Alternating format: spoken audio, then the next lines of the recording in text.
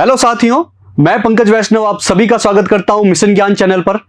आज हम देखेंगे भारत के खनिज संसाधनों के बारे में। इस चैप्टर में हमें मुख्य रूप से क्या क्या बात जाननी होती है। एक तो भारत में मुख्य रूप से कौन कौन से खनिज पाए जाते हैं, उनकी विशेषता क्या है और वो खनिज भारत के कौन से राज्यों में मुख्य रूप से मिलते हैं। देखिए, इस चैप्टर में बहुत ज्यादा डेटा और फैक्ट है, तो हमें चीजों को छांट कर पढ़ना है, बहुत ही सेलेक्टिवली पढ़ना है और वो सेलेक्टिवली ही हम आज के चैप्टर में पढ़ेंगे। तो आइए शुरू करते हैं भारत के खनिज संसाधन। पहले हम ये जानते हैं कि खनिज आखिर होता क्या है। खनिज एक प्राकृतिक संसाधन है, यानी कि प्रकृति से मिलता है, जिसे हम पृथ्वी की सबसे ऊपर वाली परत से प्राप्त करते हैं। पृथ्वी की 3 परतें होती हैं, आप जानते ही होंगे। पृथ्वी की 3 परतें होती हैं। पृथ्वी की 3 परतें हैं जो कि इसके केंद्र से लेकर पृथ्वी की सतह तक फैली हुई है। सबसे अंदर वाली परत होती है कोर। उससे ऊपर वाली परत होती है मेंटल।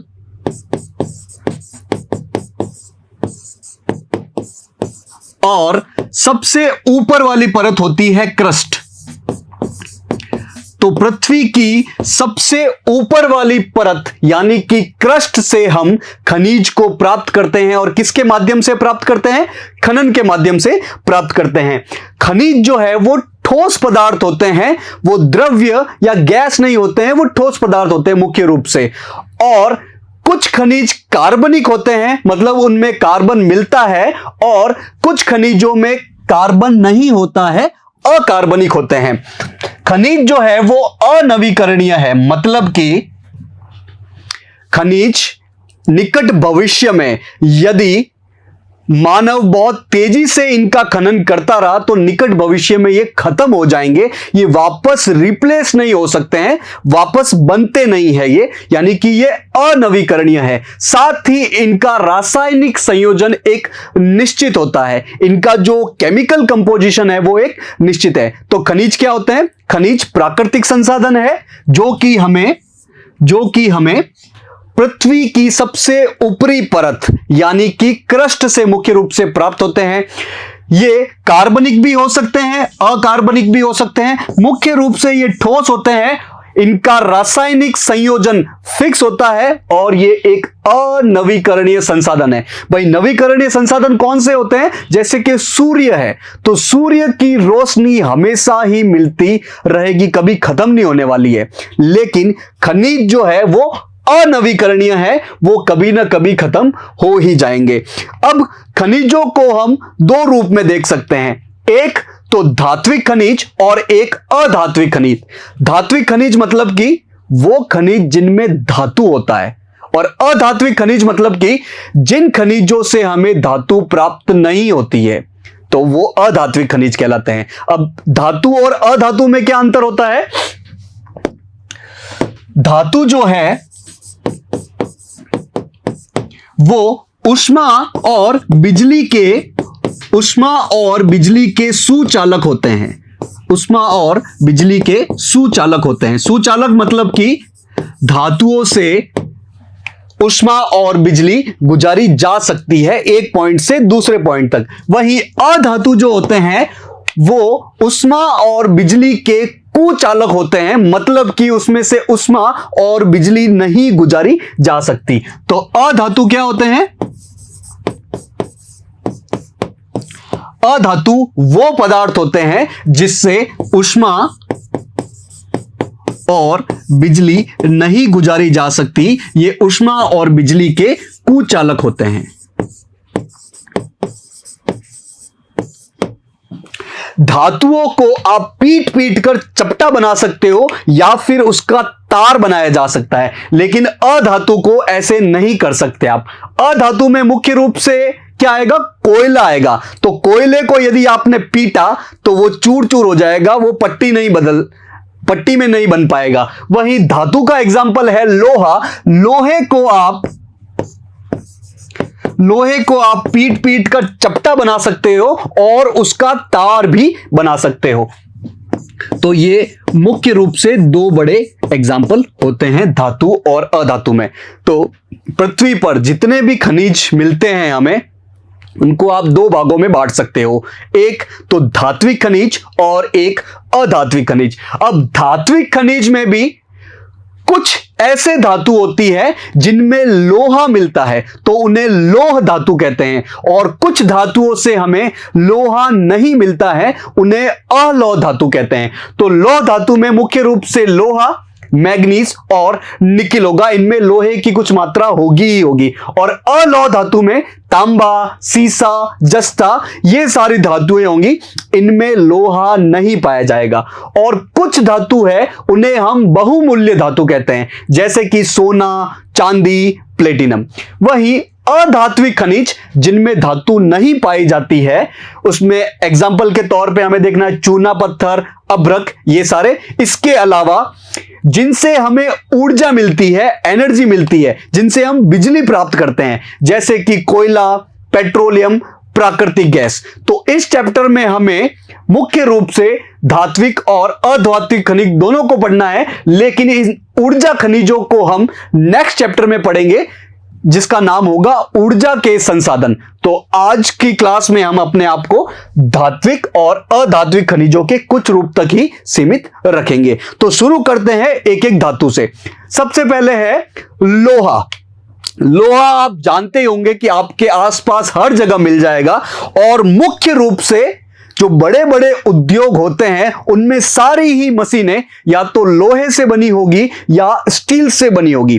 चूंकि लोहा का उपयोग अन्य चीजों के उत्पादन में किया जाता है, लोहे से चूंकि मशीनें बनाई जाती है और ये मशीनों से ही बाकी सारी चीजों का उत्पादन किया जाता है, इसलिए लोहे को आधुनिक औद्योगिक विकास की रीढ़ भी कहा जाता है। तो यदि एग्जाम में क्वेश्चन मिले आपको कि आधुनिक औद्योगिक विकास की रीढ़ किस धातु को कहा जाता है, तो उसका जवाब होगा लोहा। भारत में लौह अयस्क के विशाल भंडार मौजूद है। क्या मतलब हुआ इस बात का? अयस्क किसे कहते हैं, पहले इस चीज को समझते हैं। जिस भी पत्थर या चट्टान या अन्य अशुद्ध पदार्थों से हम धातु प्राप्त कर सकते हैं या अधातु प्राप्त कर सकते हैं, या यूं कहे खनिज प्राप्त कर सकते हैं, उसे ही कहा जाता है क्या? अयस्क। यानी कि अयस्क वो अशुद्ध पदार्थ होता है जिसके अंदर से हम खनिज प्राप्त करते हैं। देखिए एक एग्जांपल के माध्यम से समझते हैं, जैसे कि लोहा। तो लोहे को जिस रूप में हम देखते हैं वो पृथ्वी के अंदर से इसी रूप में नहीं प्राप्त होता है, बल्कि वो कुछ अशुद्ध रूप में प्राप्त होता है। उसके साथ पत्थर लगा होगा, मिट्टी लगी होगी, कुछ चट्टानों के भाग और अन्य तत्व भी लगे होंगे, और उद्योगों में आके उसको साफ किया जाता है, उनकी अशुद्धियां हटाई जाती है और बाकी लोहे को हम प्राप्त कर लेते हैं। तो जिस अशुद्ध रूप में हमें अपना खनिज प्राप्त होता है उसे ही क्या कहा जाता है? अयस्क कहा जाता है। बात समझ में आ गई? तो अयस्क वो अशुद्ध पदार्थ है जिससे हम खनिज, अपने काम की चीज प्राप्त करते हैं। तो भारत में जिन अशुद्ध रूप में लोहा मिलता है उसके बहुत बड़े भंडार मौजूद है, यानी कि भारत में लौह अयस्क के विशाल संसाधन मौजूद है। और मुख्य रूप से ये दक्षिण भारत के जो कर्नाटक राज्य है उसमें धारवाड़ नामक की चट्टान मिलती है, वहां पर लोहा बहुत ज्यादा मिलता है। तो ये अपना भारत का ये दक्षिण रूप है। दक्षिण में यहां पर कर्नाटक राज्य है और कर्नाटक राज्य में धारवाड़ नामक चट्टान है। तो धारवाड़ नामक चट्टान से लोहा बहुत ज्यादा ही मिलता है। तो एग्जाम में क्वेश्चन आएगा कि लोहा मुख्य रूप से कौन सी चट्टान में मौजूद है, तो धारवाड़ नामक चट्टान में मौजूद है। और धारवाड़ चट्टान कौन से राज्य में है? कर्नाटक राज्य में है। अब लौह अयस्क यानी कि वो अशुद्ध पदार्थ जिनसे लोहा प्राप्त होता है उसके भी 4 प्रकार है, मैग्नेटाइट, हेमेटाइट, लिमोनाइट और सिडेराइट। हमें इन चारों के बारे में कुछ चीजें पता होनी चाहिए जो कि एग्जाम के लिए बहुत उपयोगी होती है। तो मैग्नेटाइट, हेमेटाइट, लिमोनाइट और सिडरेट क्या है? ये लोह के अयस्क हैं, वो अशुद्ध पदार्थ जिनसे हमें लोहा प्राप्त होता है। सबसे ज्यादा लोहा मैग्नेटाइट में होता है, यानी कि आपको मैग्नेटाइट नामक अशुद्ध लोहा मिल गया तो आप उसमें से बहुत ज्यादा लोहा निकाल पाओगे। उसके बाद हेमेटाइट में करीब 60 से 70% तक लोहा होता है। उसके बाद लिमोनाइट में 35 से 50 और सबसे घटिया किस्म का जो लोह अयस्क होता है, मतलब जिससे सबसे कम लोहा प्राप्त होता है, वो है सिडराइट। तो आपको यह क्रम पता होना चाहिए कि लोहांश यानी कि लोहा सबसे ज्यादा किसमें होता है? मैग्नेटाइट, उसके बाद हेमेटाइट, फिर लिमोनाइट और फिर सिडराइट। इसके कुछ कलर दिए हुए हैं, वो हमें एग्जाम के लिए नहीं पता होना चाहिए, जैसे कि काला, लाल गेरुआ, पीला, भूरा, एग्जाम के लिए इंपॉर्टेंट नहीं है। इसके कुछ अन्य नाम है। मैग्नेटाइट को काला अयस्क भी कहते हैं, लोहा बहुत ज्यादा होता है इसलिए इसे काला अयस्क भी कहते हैं। हेमेटाइट को लोह का ऑक्साइड कहते हैं। एग्जाम में क्वेश्चन आएगा कि लोह का ऑक्साइड किस लोह अयस्क को कहा जाता है? तो हेमेटाइट को कहा जाता है। लिमोनाइट को हाइड्रेटेड आयरन ऑक्साइड भी कहते हैं और सिडराइट को आयरन कार्बोनेट कहते हैं। यह भी एग्जाम के लिए इतना ज्यादा इंपॉर्टेंट नहीं है, फिर भी आप ध्यान रख सकते हैं। मैग्नेटाइट का नाम आपको पता होना चाहिए, काला अयस्क कहते हैं। क्योंकि मैग्नेटाइट में बहुत ज्यादा लोहा, करीब 72% लोहा मिलता है, इसलिए यह सर्वोत्तम प्रकार का लोह अयस्क है। और सबसे घटिया प्रकार का या सबसे निम्न कोटि का लोह अयस्क कौन सा है? सिडराइट। तो हमें यह क्रम पता होना चाहिए कि लोहांश सबसे ज्यादा मैग्नेटाइट, फिर हेमेटाइट, फिर लिमोनाइट और फिर सिडराइट। लेकिन भारत में सबसे ज्यादा ये हेमेटाइट मिलता है, उसके बाद मैग्नेटाइट मिलता है और उसके बाद ये बाकी लिमोनाइट और सिडराइट मिलता है। तो एग्जाम में यदि क्वेश्चन पूछा जाए कि भारत में कौन सा लोह अयस्क सबसे ज्यादा मिलता है, तो हेमेटाइट मिलता है, उसके बाद मैग्नेटाइट, उसके बाद बाकी बचे हुए। अब भारत में ये लोह सबसे ज्यादा कौन से राज्य उत्पादन करते हैं वो हमें पता होना चाहिए। तो सबसे ज्यादा ये 4 राज्य पैदा करते हैं, उत्पादित करते हैं: उड़ीसा, छत्तीसगढ़, झारखंड और कर्नाटका। इन चारों को हम एक बार मैप पर देख लेते हैं। उड़ीसा, छत्तीसगढ़ और झारखंड ये तीनों ही भारत के पूर्वी क्षेत्र में, उड़ीसा, छत्तीसगढ़ और ये झारखंड, ये वाला जो क्षेत्र है वो छोटा नागपुर का क्षेत्र कहलाता है। ये वाला क्षेत्र छोटा नागपुर का क्षेत्र कहलाता है। छोटा नागपुर का क्षेत्र। इसके अलावा जहां पर धारवाड़ की चट्टान मिलती है, कौन से राज्य में? कर्नाटक में। और कर्नाटक कहां है? यह दक्षिण भारत में कर्नाटक राज्य है। तो कर्नाटक भी लोह उत्पादन में टॉप 4 राज्यों में आता है। तो लोह के लिए ये सारी बातें हमें पता होना चाहिए। उसके बाद नेक्स्ट खनिज है आपका मैग्नीज। देखो, लोह का अधिकतम रूप जो हम अपने आसपास देखते हैं वो स्टील के रूप में होता है। क्योंकि स्टील लोहे से ज्यादा मजबूत होता है, ज्यादा समय तक चलता है और उसमें जंग नहीं लगती, तो इसलिए लोहे को स्टील में बदला जाता है। और कैसे बदला जाता है? मुख्य रूप से मैग्नीज का इस्तेमाल करके लोहे से इस्पात बनाया जाता है। लोहे में मैग्नीज डाला जाता है, इसके अलावा और अन्य पदार्थ भी डाले जाते हैं, लेकिन मैग्नीज का मुख्य उपयोग है लोहे को इस्पात बनाना। भाई पटरियां बनाना है, जेल की सलाखें बनाना है, बहुत सारी चीजें इस्पात से बनाई जाती है, सीधा लोहे से नहीं बनाई जाती है। बर्तन बनाने में भी इस्पात का बहुत ज्यादा यूज होता है, स्टील कहते हैं हम। अब ये मैग्नीज किस अयस्क से मिलता है? अयस्क मतलब जो अशुद्ध चट्टान, अशुद्ध पत्थर जिनसे हमें खनिज प्राप्त होता है। तो मैग्नीज का अयस्क कौन सा है? साइलोमेलिन या ब्रोनाइट। एग्जाम में क्वेश्चन आएगा कि साइलोमेलिन किस खनिज का अयस्क है, तो जवाब होगा मैग्नीज का। भारत में मैग्नीज मुख्य रूप से इन 4 राज्यों में मिलते हैं: मध्य प्रदेश, महाराष्ट्र, झारखंड और उड़ीसा। मैप पे हमें इन्हें अंकित करेंगे। ये भारत का दक्षिण भाग हो गया, इसमें मध्य प्रदेश आपको मध्य भारत में मिल जाएगा। इसके बाद महाराष्ट्र, यहां पे पानी के किनारे, समुद्र के किनारे, अरब सागर के किनारे। झारखंड हमने देख ही लिया है, पूर्वी भारत में है। और उड़ीसा भी ये झारखंड के नीचे है, बंगाल की खाड़ी के किनारे पर है। तो इन 4 राज्यों में मुख्य रूप से मैग्नीज उत्पादित किया जाता है। इसके बाद तांबा आएगा। तांबे का यूज जो है आपने देखा होगा, लाल कलर के तार होते हैं जो कि अलग अलग इलेक्ट्रॉनिक्स उत्पादन में मिलते हैं, अलग अलग इलेक्ट्रॉनिक्स पदार्थ में हमें देखने को मिलते हैं, जैसे कि बिजली के तार हो गए, ट्रांसफार्मर हो गए, इलेक्ट्रॉनिक्स, इनमें तांबे का बहुत ज्यादा यूज होता है। चूंकि तांबा बिजली का बहुत अच्छा सुचालक होता है। इसका प्रमुख अयस्क कौन सा है, मतलब तांबा नामक खनिज हमें किस अशुद्ध पदार्थ से मिलता है, उसका नाम है चाल्कोपाइराइट। तो एग्जाम में क्वेश्चन मिलेगा कि चाल्कोपाइराइट किस खनिज का अयस्क है, तो जवाब होगा तांबा। अब तांबे में कुछ और धातु को मिलाकर, कुछ और खनिज बनाकर मिश्रित धातु बनाई जाती है, जो कि हमें एग्जाम के लिए याद रखना है।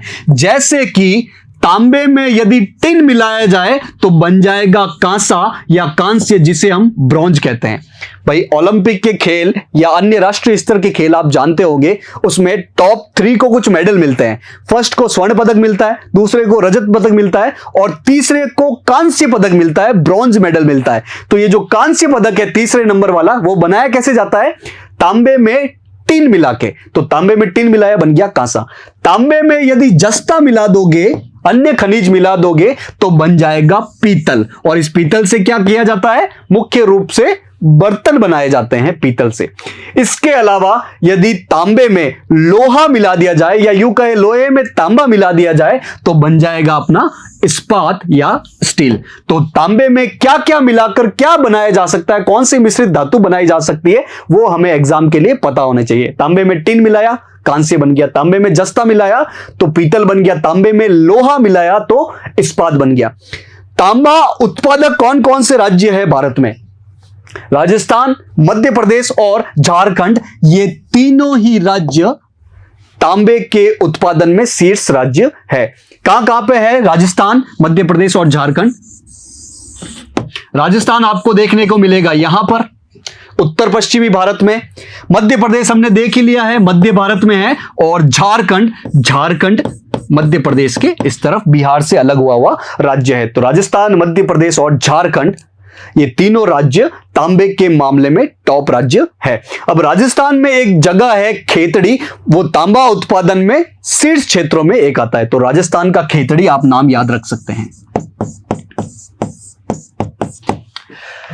नेक्स्ट खनिज है अपना बॉक्साइट। बॉक्साइट जो है वो एल्यूमिनियम का अयस्क है, मतलब बॉक्साइट से हम एल्यूमिनियम प्राप्त कर सकते हैं, या यूं कहे ये एल्यूमिनियम का ऑक्साइड है।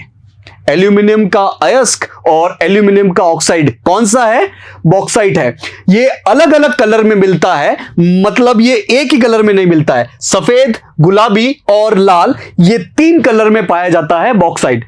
बॉक्साइट उत्पादक राज्य भारत में मुख्य रूप से कौन कौन से हैं, वही पूर्वी भारत के उड़ीसा, झारखंड और छत्तीसगढ़। वापस एक बार मैप पर देख लेंगे हम। उड़ीसा हो गया बंगाल की खाड़ी के किनारे, झारखंड हो गया बिहार से दक्षिण में, और छत्तीसगढ़ हो गया इस तरफ पश्चिम की तरफ। तो ये तीनों राज्य बॉक्साइट के मामले में प्रमुख राज्यों में से एक है।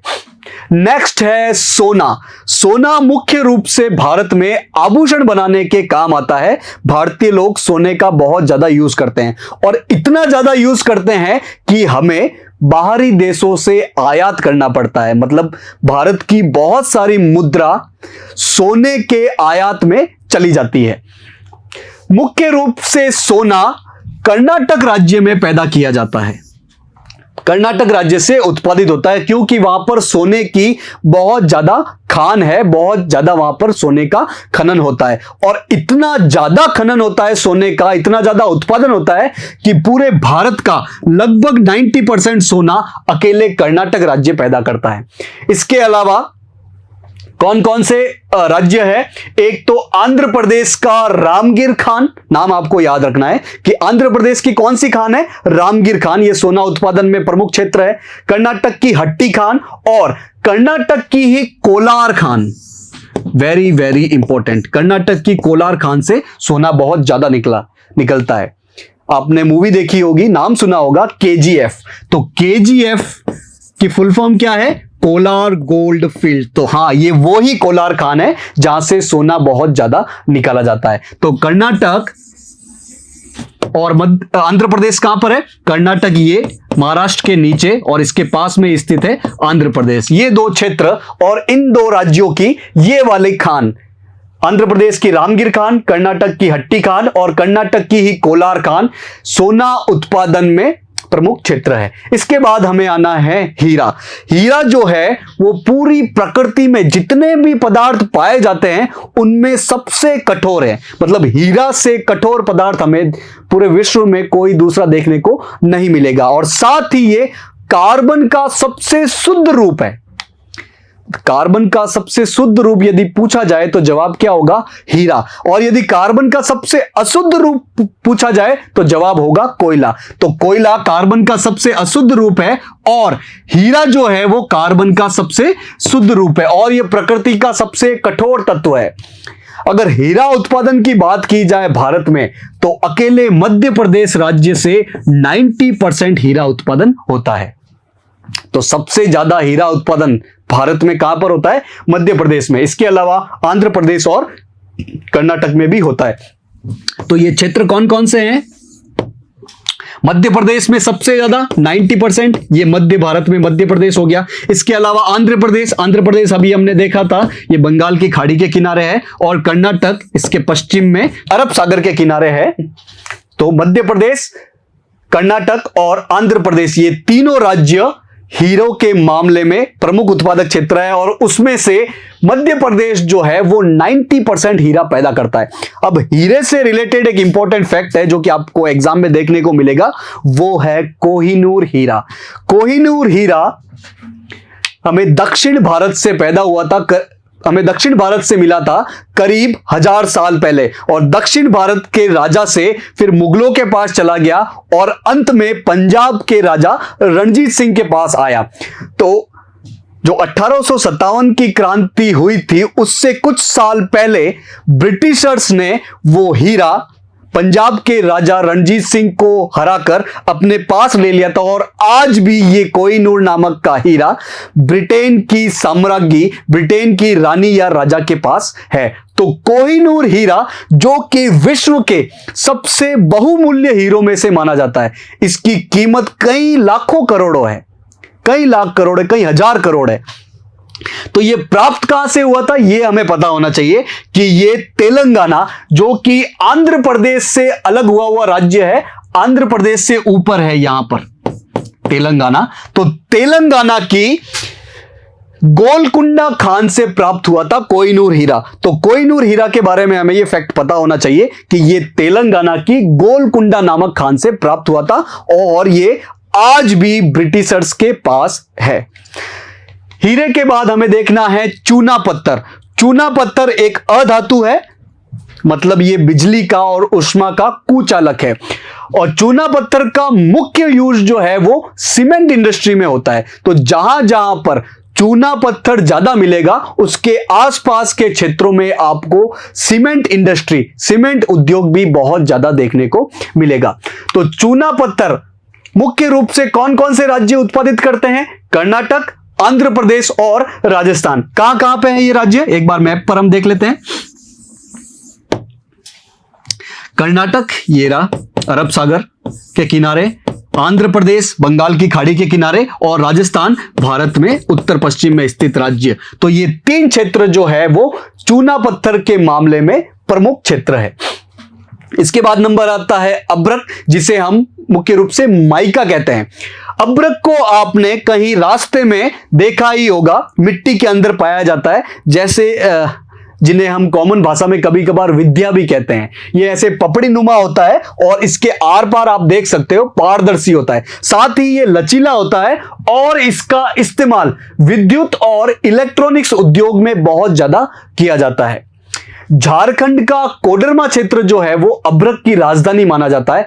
यहां पर अब्रक का बहुत ज्यादा उत्पादन होता है। तो एग्जाम में क्वेश्चन देखने को मिलेगा कि अब्रक की राजधानी किसे कहा जाता है, तो झारखंड का क्षेत्र कोडरमा, उसको अब्रक की राजधानी कहा जाता है। और मुख्य राज्य कौन कौन से हैं जो अब्रक का उत्पादन करते हैं? आंध्र प्रदेश, राजस्थान और उड़ीसा।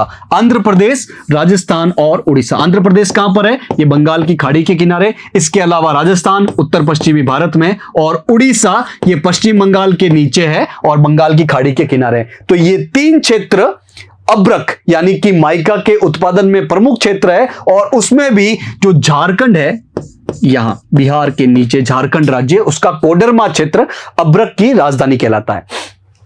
नेक्स्ट है यूरेनियम। यूरेनियम का आपने नाम सुना होगा परमाणु बम के रूप में। तो परमाणु बम बनाने में और परमाणु ऊर्जा मतलब कि हम परमाणु पदार्थों से, आणविक पदार्थों से बिजली पैदा करते हैं। तो यूरेनियम का यूज मुख्य रूप से परमाणु बम बनाने में और परमाणु ऊर्जा उत्पादन करने में किया जाता है। ये धातु है, ये तो हमें समझ में आता है, और आणविक है चूंकि इससे परमाणु की चीजें बनाई जाती है, परमाणु बम और परमाणु ऊर्जा बनाई जाती है। लेकिन इसका यूज परमाणु ऊर्जा और परमाणु बम बनाने तक ही सीमित नहीं है, बल्कि नया रिसर्च में हमें सामने आया है कि इसका उपयोग दवाइयों में और प्लास्टिक के नए रूप को बनाने में भी किया जाता है। इसलिए इसे मेटल ऑफ होप भी कहते हैं। हिंदी में इसे कहा जा सकता है कि ये आशा का खनिज है, आशा की धातु है। हालांकि हमें हिंदी नहीं करनी है, इसे आप इसी रूप में याद करोगे कि मेटल ऑफ होप किसे कहा जाता है? यूरेनियम को कहा जाता है। क्योंकि इससे ऊर्जा मिलती है, तो ये ऊर्जा संसाधन में हमें देखने को मिलेगा। लेकिन भारत में यूरेनियम इतना ज्यादा नहीं पाया जाता है, बहुत ही कम पाया जाता है, और वो भी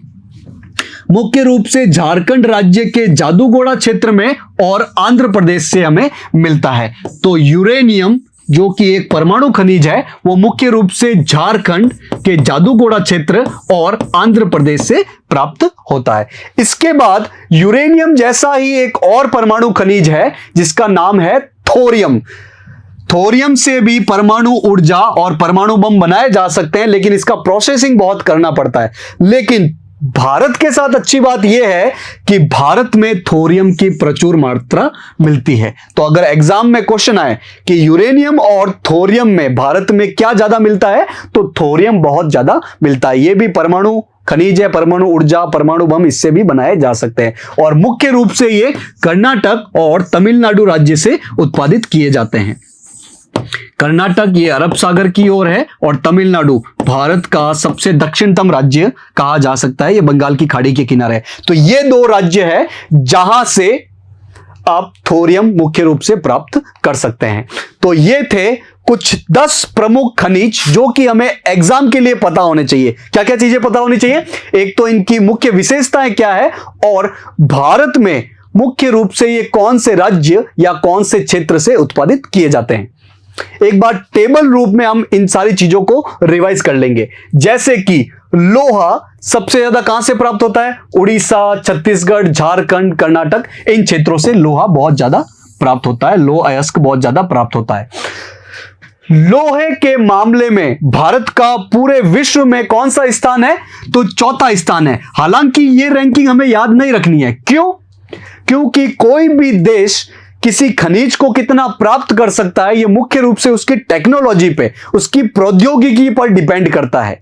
प्रौद्योगिकी जितनी ज्यादा होगी, साथ ही अगर वहां पे रिसर्च के माध्यम से कुछ नए क्षेत्र मिल गए, तो फिर वो देश लोहे के मामले में ऊपर नीचे हो सकता है। तो हमें ये रैंकिंग एग्जाम के टाइम में क्या होती है वो देखना है। तो फिर भी ये जनरल रैंकिंग है कि पूरे विश्व में लोहे के उत्पादन में भारत 4थे नंबर पे है।